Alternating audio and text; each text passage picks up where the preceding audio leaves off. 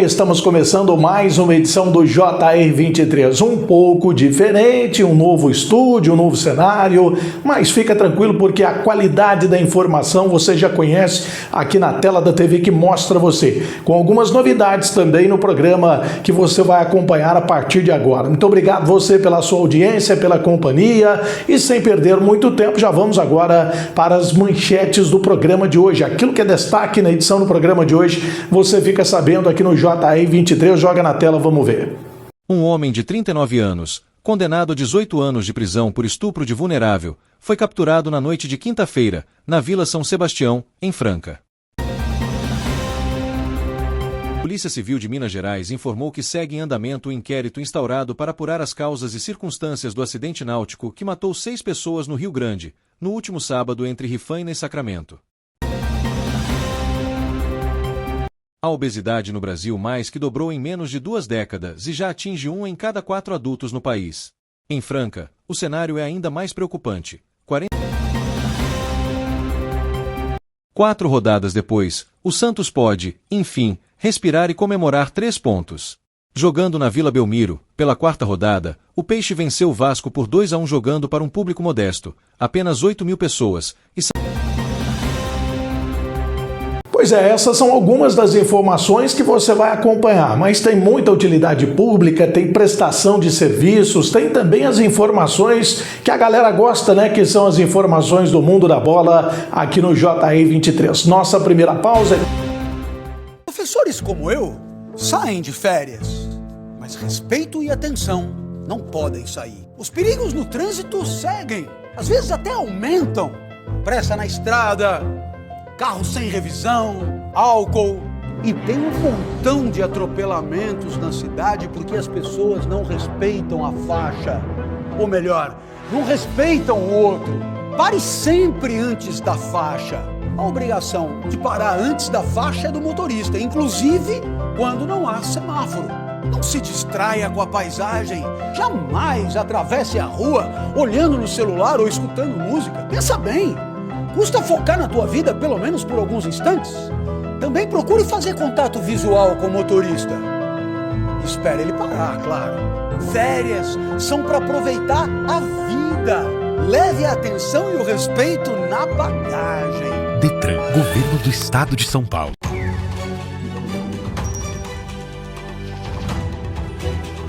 Toda boa viagem começa com um bom planejamento, ainda mais se for no meio da natureza.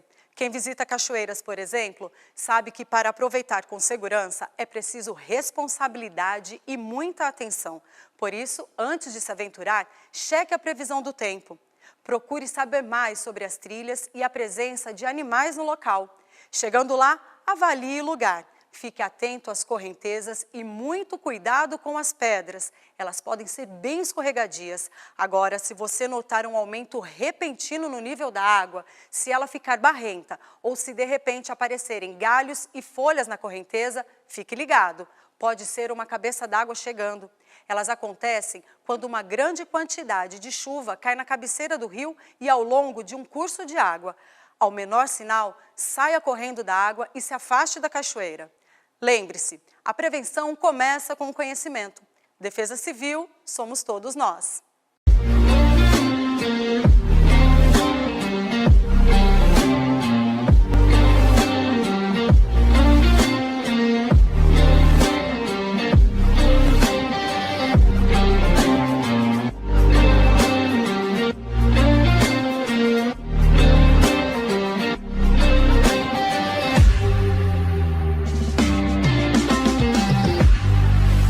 Uma nova opção, dinâmico e diversificado, uma multiplataforma em serviço da informação, notícias, entretenimento e variedade. O que você precisa saber para começar o dia, na velocidade do tempo, a informação que vai de encontro com seu interesse. www.portaldefranca. Já estamos de volta com o JR23 no nosso primeiro bloco com as informações, é claro, que você acompanha tanto da nossa região como também aquilo que acontece pelo Brasil e o mundo. É destaque aqui no JR23, você fica por dentro de todas as informações. Vamos agora já acompanhar aquilo que movimentou as nossas forças de segurança, tanto a Polícia Militar como também a Polícia Civil. São os boletins de ocorrência, os casos que acontecem em Franca e também em toda a nossa região. Você acompanha agora no resumo aqui do JR23. Joga na tela, vamos ver. Um homem de 39 anos, condenado a 18 anos de prisão por estupro de vulnerável, foi capturado na noite de quinta-feira, na Vila São Sebastião, em Franca. De acordo com as informações da polícia, o preso era considerado procurado pela Justiça e foi localizado durante a ação da Força Tática. O crime pelo qual o acusado foi condenado envolve abuso sexual contra a própria sobrinha. Como o caso corre em segredo de justiça, não há detalhes sobre o crime. Após a captura, o capturado foi encaminhado à Central de Polícia Judiciária de Franca, onde o delegado de plantão, Telismar Júnior, formalizou a prisão.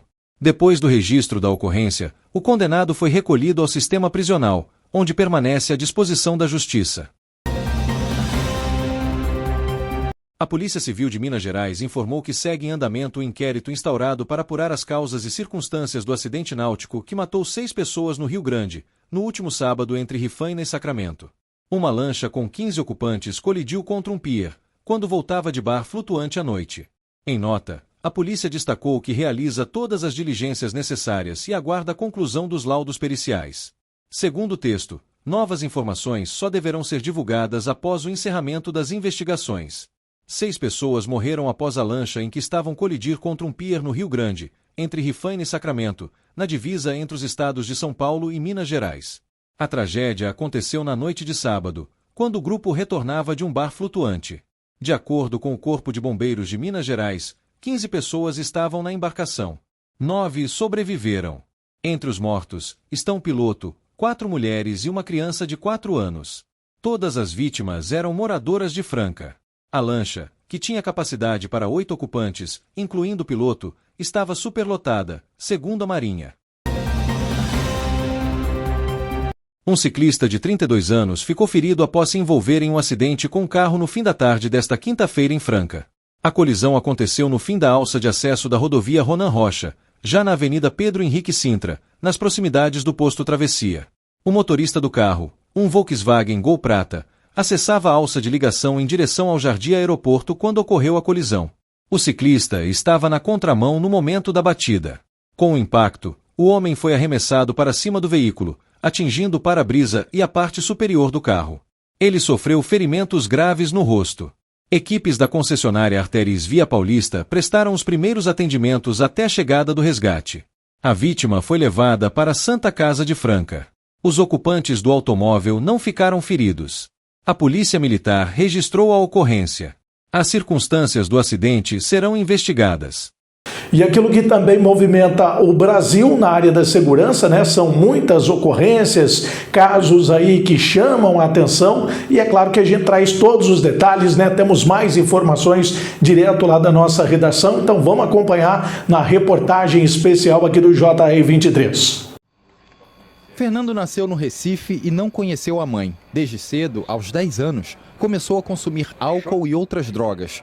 Os anos passaram, ele se casou e perdeu a família. Decidiu ir para Salvador e depois descer a pé até o Rio de Janeiro, onde também viveu por quase 2 anos nas ruas. A virada na vida do Fernando começou quando ele buscou uma instituição de apoio. Ele concluiu cursos profissionalizantes, se casou novamente, formou uma família e agora se dedica a levantar outras pessoas em situação de rua. Consegui concluir um curso de eletricista, consegui concluir um curso de bombeiro hidráulico, tirei habilitação, né, brother? E aí agora eu concluí um curso de educador social e eu tô nessa saga aí de ver se eu consigo, porque eu quero estar junto com a galera de situações de rua, falando pra galera que funciona, né, meu irmão, que pode funcionar para eles como funcionou para mim. Muitas vezes quase invisíveis para quem passa, elas estão em todo o Brasil, nas calçadas, esquinas, sob marquises. O estado brasileiro com mais pessoas em situação de rua é São Paulo. A lista segue com Rio de Janeiro e Minas Gerais. O Amapá tem o menor número do país de pessoas nessa condição. Dados do Observatório Brasileiro de Políticas Públicas com a população em situação de rua mostram que entre 2020 e 2021, Período de início da pandemia de Covid-19, o número de pessoas vivendo nas ruas estava em queda de aproximadamente 19%. Em 2022, voltou a subir e nos últimos anos cresceu de forma contínua. Alguns fatores ajudam a explicar este aumento. Ainda há falta ou insuficiência de políticas públicas de moradia, trabalho e educação em parte dos estados e municípios. Outro ponto é que mais pessoas se registraram no Cadastro Único para Programas Sociais do governo federal nos últimos anos, sendo agora identificados como população em situação de rua. É papel do Estado, né? É papel do Estado nesse momento poder amparar e criar condições de que essas pessoas tenham vida digna. Né, tenha acesso aos direitos básicos constituintes. E aí políticas públicas diversas, saúde, educação, emprego e renda, moradia. Apenas no Rio de Janeiro, o último censo com pessoas em situação de rua, registrado pela Prefeitura, mostrou que essa população aumentou 4,2%. 82% dos entrevistados eram do sexo masculino, 83% pretos ou pardos, mais de 70% com idades entre 18 e 49 anos. Entre os motivos mais apontados para dormir na rua estão conflitos familiares, problemas com álcool e uso de drogas. Devia olhar com mais um pouco de atenção para essas pessoas que são ser humano. Além de tudo, é ser humano, né, brother? São pessoas que estão ali porque passaram por algum momento da sua vida que deu errado alguma coisa. E o único destino que ele escolheu para estar foi no meio da rua, né? Uma breve pausa para mais um intervalo rapidinho aqui no JR 23 e na sequência tem mais informações no JR 23. Tem economia, tem saúde, utilidade pública. É rapidinho, a gente já está de volta. Gente, eu tô aqui para falar de um assunto muito importante. Falta de sangue. Você sabia que menos de 2% da população brasileira doa sangue regularmente? Pois é, nós precisamos tornar esse gesto de amor um hábito. Tem muita gente precisando e para cada pessoa que doa, outras 4 são beneficiadas. Faça a sua parte. Doe sangue. É rápido. Ô, Sô, você está acostumado a me ver aqui contando uns caos, umas piadas, fazendo o povo rir, né? Pois então, mas hoje aqui a prosa é séria. O Hospital do Câncer de Franca é um lugar onde a coisa é pra valer mesmo. Lá é sério. Lá eles tratam de câncer de bebê, de jovem, de adulto e de idoso. Como nós falamos na roça, de mamana caducando. Eles acolhem todo mundo. E é por isso que eu tô aqui, pra modo de pedir a sua ajuda.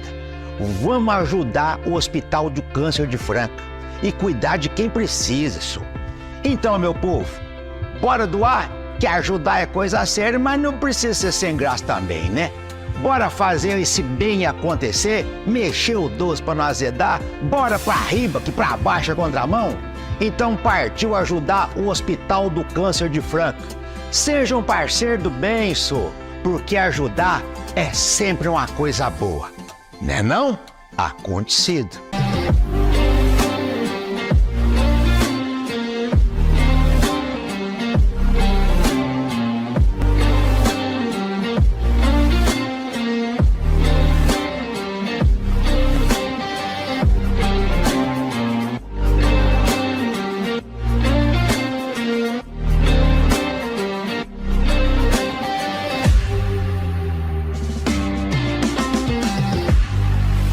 Uma nova opção. Dinâmico e diversificado. Uma multiplataforma em serviço da informação, notícias, entretenimento e variedade. O que você precisa saber para começar o dia. Na velocidade do tempo. A informação que vai de encontro com seu interesse. www.portaldefranca.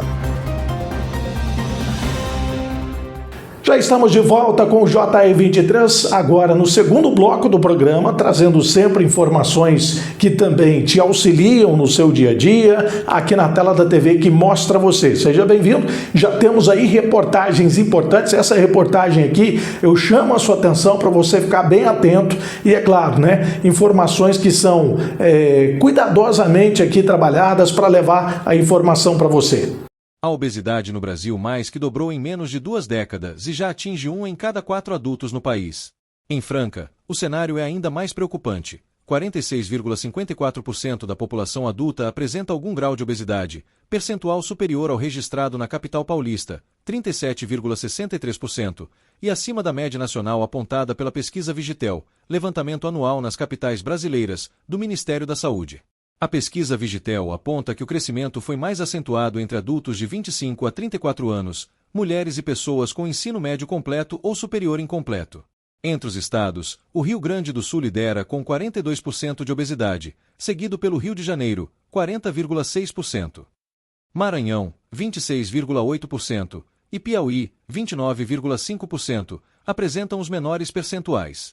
Os dados nacionais mostram que a prevalência da obesidade cresceu 118% entre 2006 e 2024, alcançando 25,7% dos brasileiros.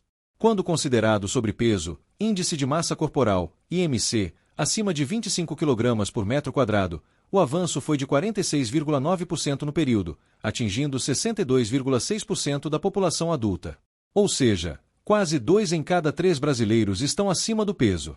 Em Franca, o índice total de obesidade é de 46,54%, distribuído da seguinte forma: obesidade grau I, IMC entre 30 e 34,9 e 24,53%.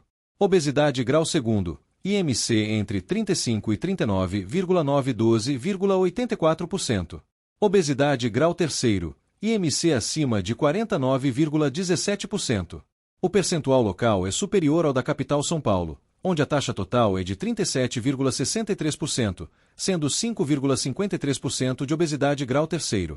Na comparação regional, Franca apresenta índice maior que cidades vizinhas como Batatais, 45,5%, Ribeirão Preto, 43,67%, Restinga, 41,83%, Cristais Paulista, 39%, Ribeirão Corrente, 42,63%.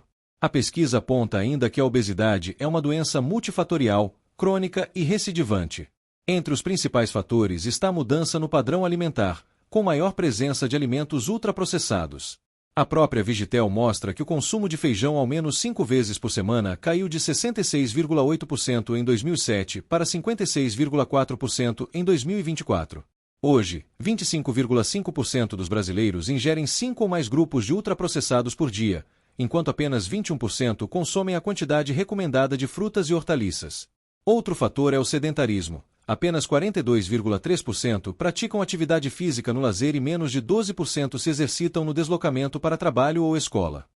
Aquilo que mexe com a sua rotina, no seu dia a dia, seja na área da segurança pública, na área da saúde, aquilo que é prestação de serviços, também a gente tem os detalhes aqui para você que nos acompanha no JR 23. Vamos acompanhar mais informações direto da nossa redação. Na faculdade onde Joseph estuda, as regras sobre o uso do celular em sala de aula passaram a ficar mais rígidas. No meu caso, eu diria que até que é bom, porque ajuda realmente a focar, mas, às vezes dá vontade de pegar assim no meio. Situação semelhante na faculdade onde Isabela estuda. E agora os professores estão chamando mais atenção para o computador aberto, eles estão preferindo o uso de caderno, anotação em caderno, às vezes anotação em tablet, em iPad.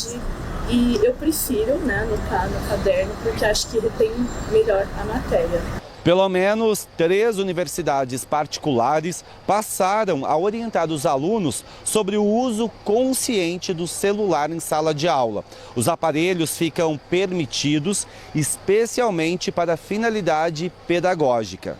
Uma das instituições a adotar a medida é a Fundação Getúlio Vargas, que explicou que não se trata de proibir o aparelho, mas de fazer um uso de forma mais equilibrada. Quando for útil usar o celular ou qualquer aparelho eletrônico, ele deve ser usado.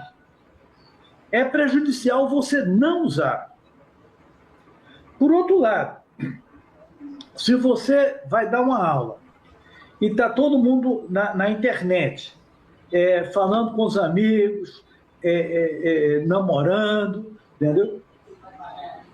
Óbvio que isso está errado. Uma outra instituição, a ESPM, informou que também não proíbe os aparelhos, mas orienta os alunos das melhores práticas em suas atividades acadêmicas. Já o INSPER disse que proibiu o uso irrestrito de celulares em sala de aula, priorizando o uso pedagógico. Desde o ano passado, uma lei federal restringe o uso de celulares nas escolas de educação básica em todo o país. A medida não se aplica às universidades, mas pode incentivar as instituições a adotar regras semelhantes. Eu acredito muito que a gente deveria caminhar para a construção de combinados e para essa educação midiática e digital que permite ao próprio estudante gerenciar o uso que ele faz de um dispositivo como o celular. Ao mesmo tempo em que a gente precisa contemplar os riscos e os desafios e os problemas que vêm a partir desses dispositivos digitais, a gente também precisa levar em consideração o que tem de positivo nele, né? Essa possibilidade de acesso a tanta informação instantaneamente e como isso também pode ser rico, né? Por isso, eu gosto muito de pensar que a educação é esse caminho mais seguro para a construção de uma autonomia e a gente não vai ficar tutelando, né, esses jovens, esses adultos ou jovens adultos pela vida toda. Mais uma pausa rapidinha aqui no nosso programa, claro, mas é rapidinha para ir bola e já na sequência, falando em bola, temos aí as informações do esporte, né? Aquilo que acontece em nível nacional, o que é novidade pelo mundo, também as equipes da nossa região, a gente conta para você daqui a pouquinho.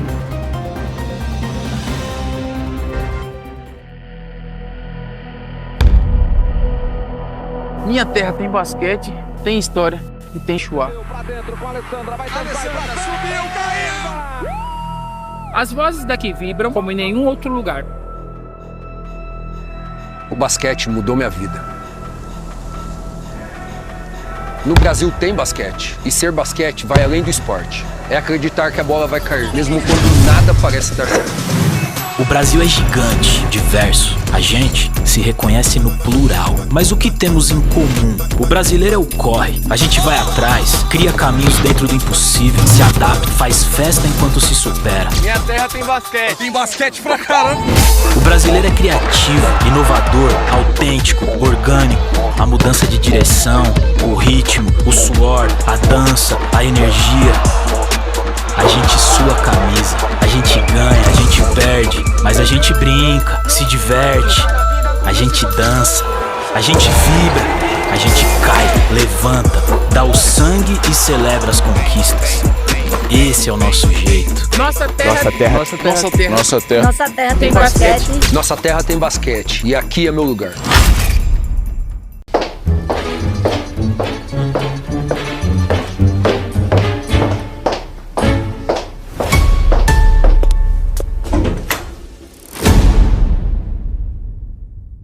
André, é o seguinte, você abre a transmissão, fala teu texto, aí você já chama os repórteres de campo que eles vão te passar a escalação dos times, beleza? Beleza. Gente, tem como me dar só um pouquinho mais de retorno? Só um pouquinho. O que é isso aqui? Novo Paulistão. Aí sim, hein? Hã? Não tem mais grupos?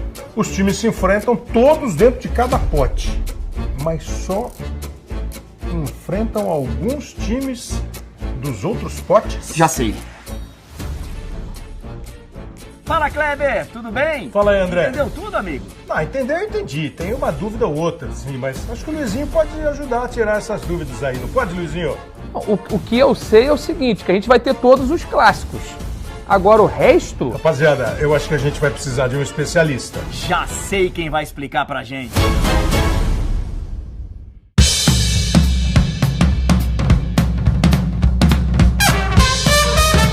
Calma, deixa comigo.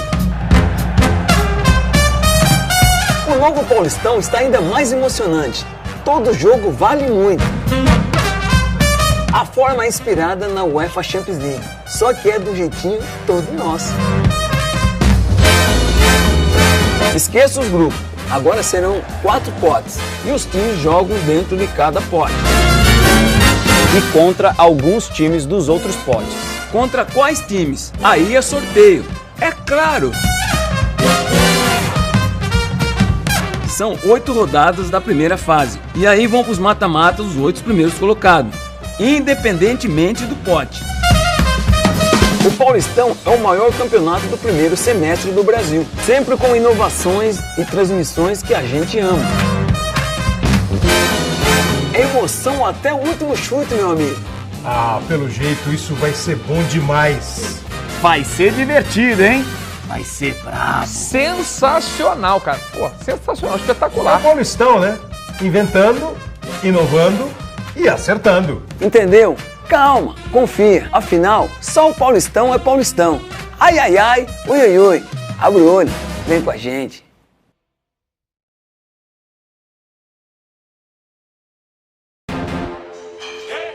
Você pode dar o sangue por você? Você pode dar o sangue pelos seus sonhos? Pela sua família? Por uma causa? Você pode.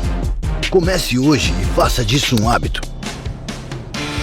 Porque quando você descobre que pode dar o sangue por você, você também descobre que pode ajudar outras vidas. Procure um hemocentro e doe sangue regularmente. Você pode.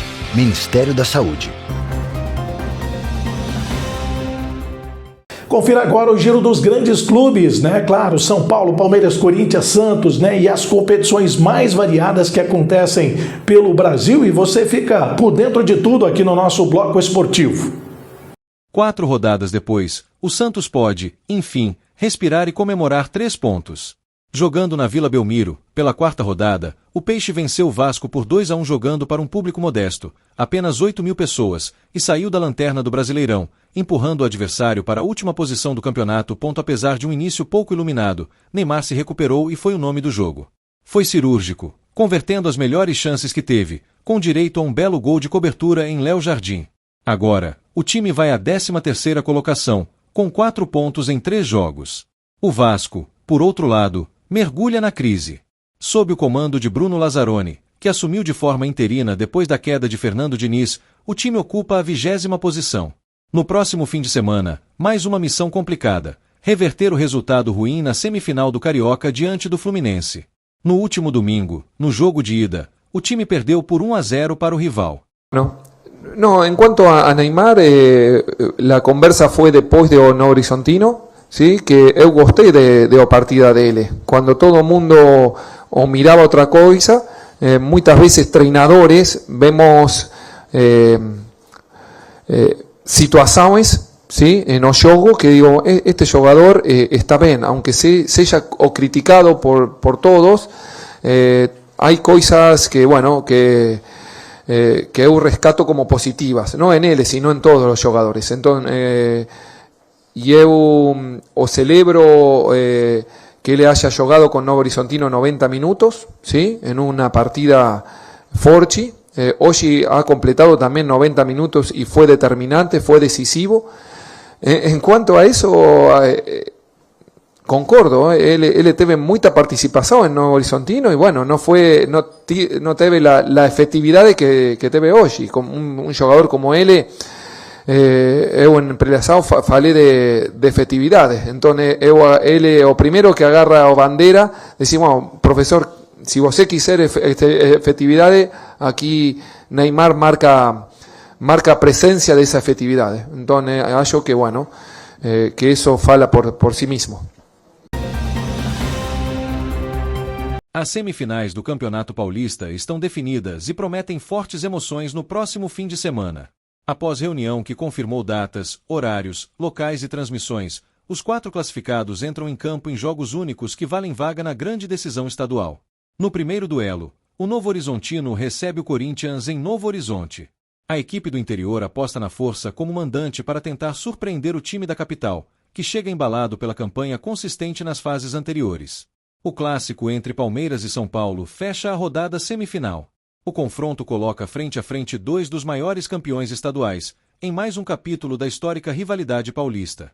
Presidentes e representantes dos clubes semifinalistas do Paulistão Casas Bahia 2026 estiveram no Edifício Pelé para o conselho técnico da próxima fase da competição. Os dirigentes comentaram sobre o novo formato do campeonato e as expectativas para a sequência do torneio. O campeonato foi maravilhoso, né? Desde o momento que se criou essa sistemática, esse modelo, a gente já tinha percebido que era um campeonato diferenciado. E na prática aconteceu, né? Campeonato bonito, bem disputado, as equipes muito fortes. Um campeonato muito inteligente, totalmente diferente dos anteriores. E devagarzinho o público, os torcedores foram se adaptando e foi um campeonato com sucesso total. Olha, o campeonato esse ano foi um desafio, né, para todas as equipes. Ele começou com muito pouco tempo, né, de preparação, com a Copa São Paulo ainda em andamento, com o brasileiro inserido ali já nas rodadas, né? Então foi um desafio para todos os clubes. Mas o Palmeiras está muito feliz pela 13ª vez consecutiva estar aqui na semifinal. Foi um Paulistão desafiador a partir de uma construção muito competente da Federação Paulista de Futebol, que soube transformar o que era praticamente impossível em algo possível. E o São Paulo, dentro desse contexto de iniciar uma pré-temporada já com jogos competitivos e que somavam pontos, nós tivemos um início difícil. Mas o São Paulo mostrou a força da sua camisa, do seu torcedor, do seu elenco, da sua comissão técnica, do compromisso que nós temos com esse campeonato e do desejo, sobretudo, de conquistá-lo. Bom, o Campeonato Paulista ele está cada vez melhor, né? Cada ano que passa mais competitivo, com equipes. Então é um campeonato que eu julgo mais difícil do país. Ele é muito curto, muito competitivo, com equipes de alto nível. Primeiro, parabenizar a Federação Paulista, também conduzida pelo presidente Reinaldo, toda a diretoria, um campeonato de altíssimo nível, nos vários aspectos. Para mim é uma alegria poder estar disputando esse campeonato. O Corinthians chegando aí novamente à semifinal, é o atual detentor do título. Vamos trabalhar para, quem sabe, chegar também na final e buscar um bicampeonato. É um campeonato dificílimo, de altíssimo nível. Não poderia ser diferente. Claro que a gente sempre traz todos os dias praticamente as informações daquilo que acontece com as equipes locais, com o esporte da nossa cidade e também da nossa região. É hora e vez de falarmos da Francana. A disputa do Campeonato Paulista Série 3 entra na 10ª rodada neste fim de semana com jogos espalhados entre sábado e domingo, prometendo movimentar a parte de cima e também a briga contra as últimas posições na tabela. A rodada reúne confrontos tradicionais do interior e duelos diretos que podem mexer significativamente na classificação. A jornada começa às 10 horas, com o União Suzano recebendo o 15 de Jaú. No período da tarde, às 15 horas, o Rio Branco enfrenta a União Barbarense, em confronto regional que costuma atrair a atenção dos torcedores. Às 18h30, o Marília mede forças com o Desportivo Brasil, enquanto às 19 horas o Bandeirante encara o Rio Preto, fechando os compromissos do sábado. A rodada segue no domingo, com 3 partidas às 10 horas. O Itapirense enfrenta a União São João, enquanto o Rio Claro recebe o SC São Bernardo. No mesmo horário, a Portuguesa Santista joga contra o Catanduva. Encerrando a 10ª rodada, às 15 horas, o Paulista encara Francana, em duelo que desperta expectativa, especialmente para o torcedor de Franca, que acompanha a campanha da veterana na competição.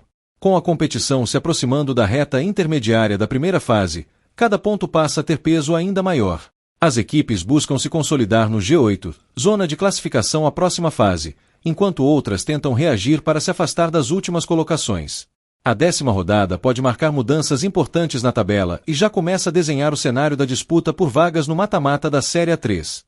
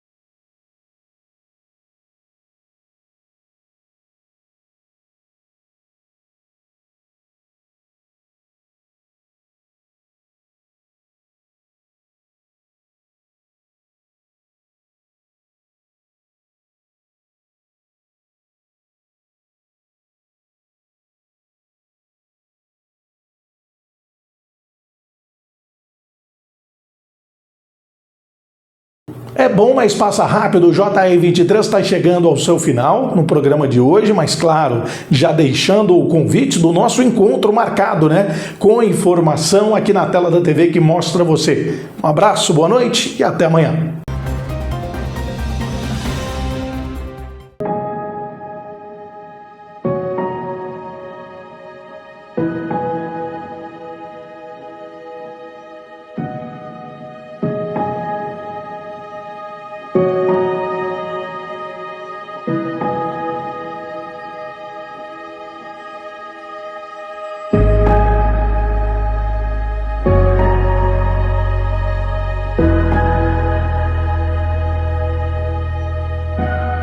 Um dos pilares principais da PAI é trazer alegria, preparar a pessoa com deficiência para o dia a dia, para a vida.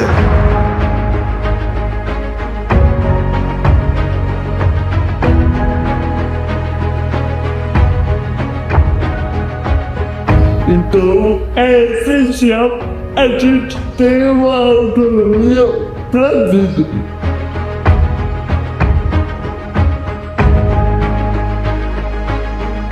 Nós temos hoje 48 pessoas que trabalham e que continuam sendo atendidos por nós. E arrumar serviço, né? Porque eu só em casa para ela. Aí pode que eu ajudar a minha família.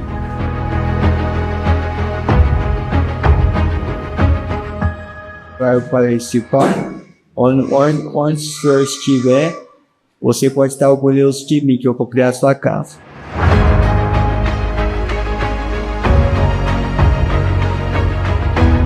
Nossa, meu sentimento é de muito orgulho, né? Eu fiquei super satisfeita porque sabendo que você tinha comprado sua casa, que era um sonho da vida dele, né?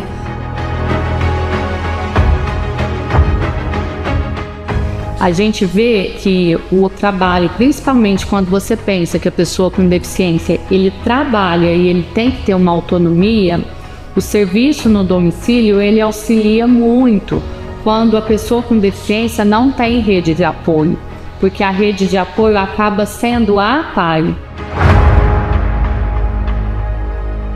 Nós também fazemos outras atividades, né, Chico? Tu sei agora. Olha tanta coisa que eu busquei.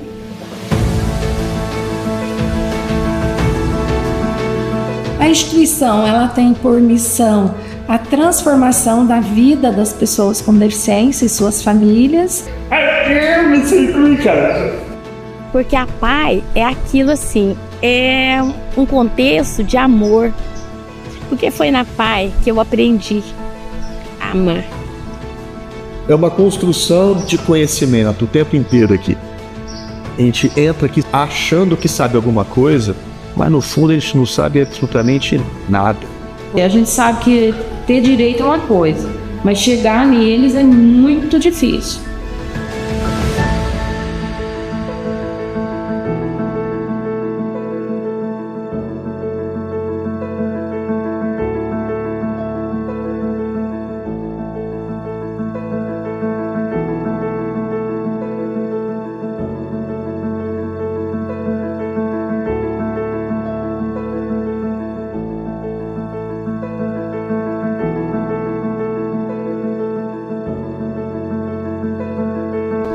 Então, os desafios são grandes, muito grandes, mas sempre a paz vence. Sempre.